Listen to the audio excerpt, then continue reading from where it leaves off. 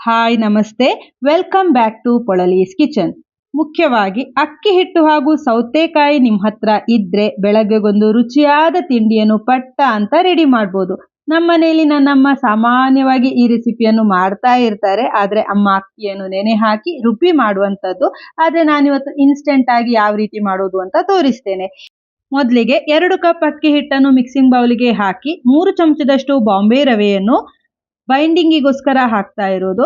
ರುಚಿಗೆ ತಕ್ಕಷ್ಟು ಉಪ್ಪು, 1 ಕಪ್ ಹಸಿ ತೆಂಗಿನ ತುರಿ, 2 ಕಪ್ ತುರಿದಿರುವಂತಹ ಅಥವಾ ಚಿಕ್ಕದಾಗಿ ಕಟ್ ಮಾಡಿರುವ ಸೌತೆಕಾಯಿ, ಚಿಕ್ಕದಾಗಿ ಕಟ್ ಮಾಡಿರುವ ಕೊತ್ತಂಬರಿ ಸೊಪ್ಪು, ಕರಿಬೇವು, ಖಾರಕ್ಕೆ ಅನುಗುಣವಾಗಿ ಹಸಿಮೆಣಸನ್ನು ಹಾಕಿ ಮೊದಲಿಗೆ ಹಾಗೆ ಒಂದ್ಸಲ ಮಿಕ್ಸ್ ಮಾಡಿಕೊಂಡು ನಂತರ ಸ್ವಲ್ಪನೇ ನೀರು ಸೇರಿಸಿಕೊಂಡು ದೋಸೆ ಹಿಟ್ಟಿಗಿಂತಲೂ ಸ್ವಲ್ಪ ದಪ್ಪವಾಗಿರುವ ಹದದಲ್ಲಿ ಮಿಶ್ರಣವನ್ನು ರೆಡಿ ಮಾಡಬೇಕು.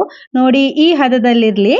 ಇದು ಹುದುಗು ಬರುವ ಅವಶ್ಯಕತೆ ಇಲ್ಲದೆ ಇದ್ದಿದ್ರಿಂದ ತಕ್ಷಣಕ್ಕೆ ಮಾಡ್ಬೋದು. ನಮ್ಮ ಮನೆಯಲ್ಲಿ ದೊಡ್ಡವನ್ನು ಬಾಣಲೆಯಲ್ಲೇ ಸಾಮಾನ್ಯವಾಗಿ ಮಾಡೋದು.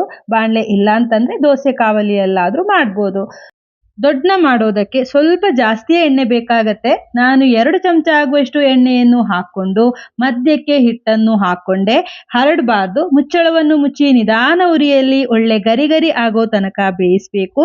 ಸ್ವಲ್ಪ ಟೈಮ್ ತಗೊಳತ್ತೆ, ಆದರೆ ಗರಿ ಆಗಿಲ್ಲ ಅಂದರೆ ಇದು ಚೆನ್ನಾಗಾಗೋದಿಲ್ಲ.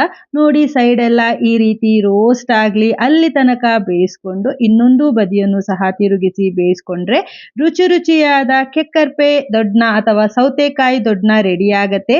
ಈ ರೀತಿ ಎರಡೂ ಬದಿ ಗರಿ ಆಗಿದ್ರೆ ಮಾತ್ರ ಇದು ತಿನ್ನೋದಕ್ಕೆ ಫಸ್ಟ್ ಕ್ಲಾಸ್ ಅಂತ ಅನ್ಸೋದು. ಯಾವುದೇ ಚಟ್ನಿ ಜೊತೆ ಇದನ್ನು ಸರ್ವ್ ಮಾಡ್ಬೋದು. ನಾನಿಲ್ಲಿ ಕೊತ್ತಂಬರಿ ಸೊಪ್ಪಿನ ಚಟ್ನಿ ಜೊತೆ ಸರ್ವ್ ಮಾಡ್ತಿರೋದು. ಯಾರೆಲ್ಲ ಈ ರೆಸಿಪಿಯನ್ನು ಟ್ರೈ ಮಾಡಿದ್ದೀರಿ ನನಗೆ ಕಾಮೆಂಟ್ ಮೂಲಕ ತಿಳಿಸಿ. ಹಾಗೆ ಟ್ರೈ ಮಾಡಿಲ್ಲ ಅಂದರೆ ಒಂದೊಳ್ಳೆಯ ಬ್ರೇಕ್ಫಾಸ್ಟ್ ರೆಸಿಪಿಯನ್ನು ನೀವು ಖಂಡಿತವಾಗಿಯೂ ಮಿಸ್ ಮಾಡ್ಕೊಳ್ತೀರಿ.